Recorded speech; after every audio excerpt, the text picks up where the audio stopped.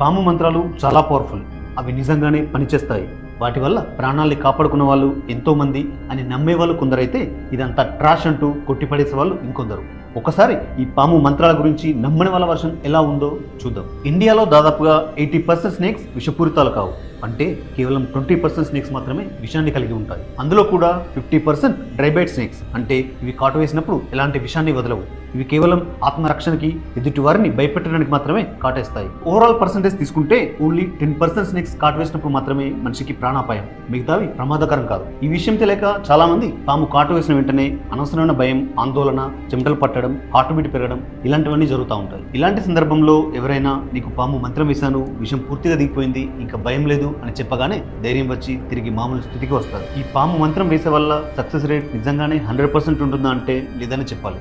పాము మంత్రం వేసినా కూడా చనిపోయిన వాళ్ళు చాలా మంది ఉన్నారు. సరైన సమయానికి తీసుకురాలేదని, విషం తలకెక్కిందని ఇలా రకరకాల కారణాలు చెప్తారు. ఎందుకంటే వాటిని కాటేసిన పాములు నేను ఇందాక చెప్పిన ఆ 10%లోకి వస్తాయి. అవి పూర్తిగా విషపూరిత సర్పాలు.